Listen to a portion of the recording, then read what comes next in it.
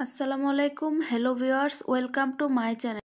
আজকে আপনাদেরকে তৈরি করে দেখাবো মজাদার স্পঞ্জি কেক। আর এই কেক বানানো এত সহজ যে যে কেউ বানাতে পারবে। যে কোনোদিন কেক বানায়নি তা সেও বানাতে পারবে। আর তাও মাত্র দুটো ডিম দিয়ে, ইলেকট্রিক বিটার ছাড়া এবং ওভেন ছাড়া এত সুন্দর কালার আনার কোনো রকম ময়দা এবং ভ্যানিলা এসেন্স ছাড়াই আপনাদেরকে স্পঞ্জি কেক তৈরি করে দেখাবো। তো চলুন শুরু করা যাক। প্রথমেই দুটো ডিম ভেঙে নিতে হবে একটা বাটিতে। ডিমের কুসুমগুলোকে আলাদা করে নিতে হবে, আলাদা একটা বাটিতে তুলে নিতে হবে কুসুমগুলোকে। তারপর ডিমের সাদা অংশটাকে আমি একটা মিক্সিং জারে দিয়ে দিচ্ছি। মিক্সিং জারে দিয়ে আমি এখানে চিনি নিয়েছি 1 কাপের 4/3 ভাগ। আপনারা চাইলে পুরো 1 কাপ চিনিও দিতে পারেন, মিষ্টিটা যার যার পছন্দ অনুযায়ী। আমি এখানে আধা কাপ চিনি প্রথমে দিয়ে দিচ্ছি, দিয়ে ব্লেন্ড করে নিচ্ছি। তো ব্লেন্ড করা হয়ে গেলে বাকি চিনিটাও দিয়ে দিচ্ছি এর মধ্যে, দিয়ে আবার ব্লেন্ড করে নিচ্ছি।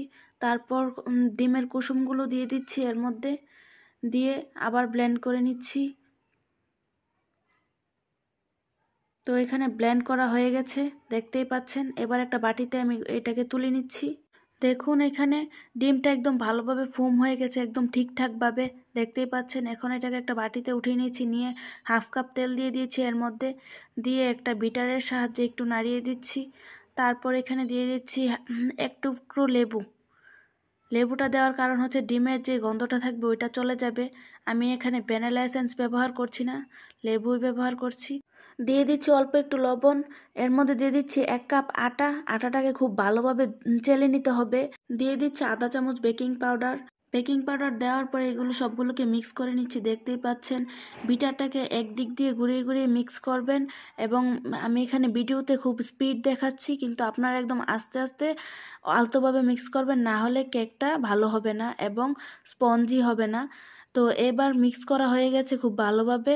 তারপর আমি এখানে একটা বাটি নিয়েছি, বাটির মধ্যে একটা লেখালেখি করার কাগজ দিয়ে দিচ্ছি, নর্মাল কাগজ। এর মধ্যে ব্যাটারটাকে ঢেলে দিচ্ছি, দেখতেই পাচ্ছেন। আপনাদের যদি ভিডিওটি ভালো লাগে তাহলে প্লিজ লাইক এবং সাবস্ক্রাইব করবেন চ্যানেলটিকে। তো দেখুন কেকের ব্যাটারটা ঢালা হয়ে গেছে বাটিতে। এবার একটু ঝাঁকিয়ে নিয়েছি।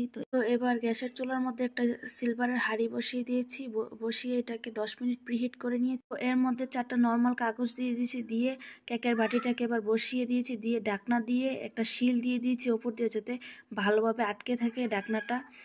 তো এবার 30 মিনিট রেখে দিয়েছি, রেখে এবার ঢাকনাটাকে সরিয়ে নিচ্ছি।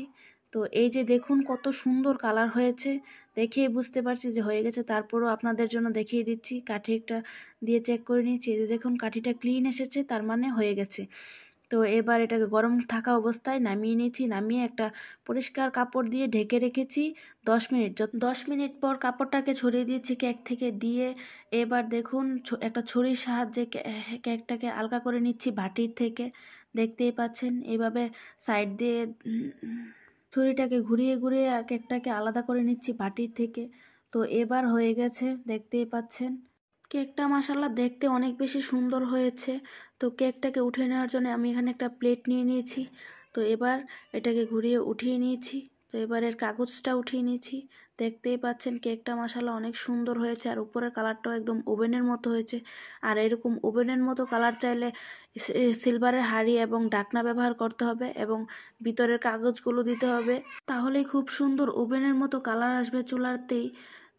এই যে দেখুন কেকটাকে এবার কেটে নিচ্ছি, দেখতেই পাচ্ছেন। তো দেখুন কাটার সময় কেকটা ভেঙে যাচ্ছে, এতটাই নরম। তো দেখুন কেকটা ভিতর দিয়ে এখনও গরম রয়েছে, উপর দিয়ে ঠান্ডা হয়েছে। আর এটা এত বেশি সফট, কি বলবো, খুবই সফট ছিল, আর খেতেও খুবই মাশাআল্লাহ মজার ছিল কেকটা। একদম স্পঞ্জি কেক হয়েছে। আপনারা চাইলে বাসায় ট্রাই করতে পারেন এই কেক। এই কেক সত্যি বলছি খেতে অনেক বেশি মজার, অসম্ভব মজার এই কেক। তো সবাই ভালো থাকবেন, আল্লাহ হাফেজ, দেখা হবে পরবর্তী ভিডিওতে।